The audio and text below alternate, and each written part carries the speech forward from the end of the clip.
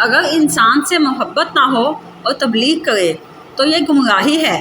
بغیر تعلق کے تبلیغ نہ کرو، اور تعلق ایسا ہو کہ وہ شخص آپ کے کہنے میں آ کر آپ کے ساتھ چلے۔ آنسو بہانے کا کوئی فائدہ نہیں، کیونکہ آنسو ہماری قسمت تو نہیں بدل سکتے۔ اللہ چونکہ نیکی کرنے والے بندے کو پسند فرماتا ہے، اس لیے اللہ کی خوشنودی کی خاطر لوگوں کا ہمیشہ خیال رکھو، ان کے کام آؤ۔ دنیا میں سچے اور اچھے دوست کا ملنا انتہائی مشکل ہے، لیکن پھر بھی کم از کم ایک ایسا آدمی ضرور حاصل کرنا چاہیے جو تیرے جذبات کو سنتا رہے، تیری قدر کرتا رہے اور تجھ سے محبت کرے۔ جب کمینے سردار ہوں گے تو امیدواروں کی امیدیں خاک میں مل جائیں گی۔ اس بندے میں کوئی اچھائی نہیں جس کو تعلیم حاصل کرنے کا کوئی شوق نہیں، وہ خوبیوں سے خالی ہے۔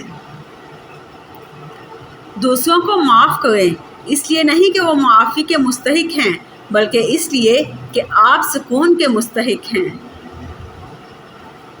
ایسی عورت سے شادی کرو جس عورت کے چہرے پر غصے کی حالت میں بل نہ آتے ہوں اور ہر حال میں صابر اور شاکر ہو، وہ آپ کو دولت سے مالا مال کر دے گی، کیونکہ دولت عورت کے نصیب سے ہوتی ہے۔ حکمران جب اپنی جان کی حفاظت کو ترجیح دینے لگیں تو وہ ملک اور قوم کی آبرو کی حفاظت کے قابل نہیں رہتے۔ عورت کی طرف میلان کا نتیجہ صرف اور صرف شر ہی شر ہے۔ جو شخص خود اپنے اوپر حکومت کرنا نہیں جانتا، یاد رہے کہ وہ ہمیشہ دوسروں کا غلام رہے گا۔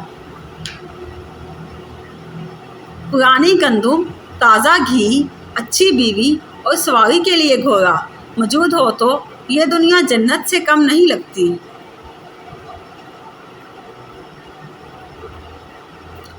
دو قسم کی لعنتوں سے بچو، مایوسی اور ذہنی عیاشی۔